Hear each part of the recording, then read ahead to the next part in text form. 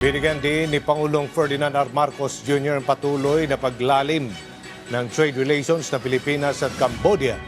Sinabi ito ng Pangulo sa kanyang pagharap sa business leaders sa Phnom Penh na bahagi pa rin ng kanyang 3 araw na state visit. Si Joshua Garcia sa sentro ng balita. Mga electronic product, pagkain at gamot. Ilan lamang ito sa mga produktong iniluluwas ng Pilipinas sa Cambodia na isa sa mga diplomatic at trade partner ng bansa. Sa state visit ni Pangulong Ferdinand R. Marcos Jr., hinikayat niya sa ginawang business-to-business roundtable discussion ang mga negosyante at investors sa Cambodia na palawakin pa ang pakikipagkalakalan sa Pilipinas kasabay ng lumalalim na ugnayan ng dalawang bansa. The future of our relationship lies not only in traditional industries, but also in emerging high-impact sectors that will define the next phase of our development. We are especially focused on expanding cooperation in sectors such as consumer goods, education, healthcare, franchising, infrastructure, agro-processing, and logistics.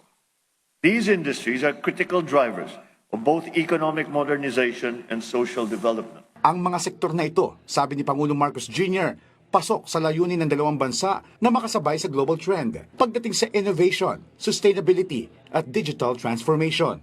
Noong 2024, papalo sa $105 million ang kabuuang kalakalan sa pagitan ng Pilipinas at Cambodia, patunay ng lumalagong demand sa produkto at serbisyo ng isa't isa. Para mapanatili at maiangat pa ang trade partnership, tiniyak ng Pilipinas ang pagtupad ng mga polisiya at programa na mag-engganyo sa mga investor na magnegosyo sa Pilipinas. Kamakailan lamang isinabatas ang Create More Law na nagbibigay ng insentibo sa mga investor sa Pilipinas. Ipinatutupad na rin ang tax refund sa mga foreign tourists upang makahikayat na bumisita sa Pilipinas at lumago ang ekonomiya ng bansa. At kamakailan lamang nakaalis na ang Pilipinas sa Financial Action Task Force Gray List. Listahan ito ng mga bansa na may mataas na panganib sa money laundering o iligal na paggamit ng salapi. In the Philippines, we view the business sector as an essential partner in our national development.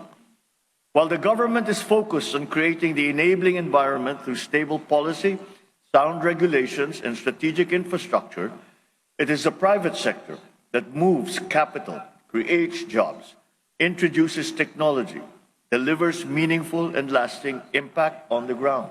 Sa ginawang state banquet kagabi na isang pagpupugay at diplomatic gesture ng gobyerno ng Cambodia kay Pangulong Marcos Jr., pinasalamatan ng presidente ang mainit na pagtanggap sa delegasyon ng Pilipinas. Tinawag ni Pangulong Marcos Jr. na produktibo ang magkakasunod na pagpupulong na nagresulta ng mahalagang kasunduan, kabilang ang bilateral agreement sa paglaban sa transnational crimes, pagpapaunlad sa edukasyon at pagpapabuti sa air connectivity na magpapasigla ng turismo at kalakalan. Salamin-an niya ito ng tumatatag na kooperasyon sa kapayapaan at pinaigting na pagtutulungan tungo sa mas maunlad na ekonomiya ng ASEAN. Joshua Garcia para sa Pambansang TV sa Bagong Pilipinas.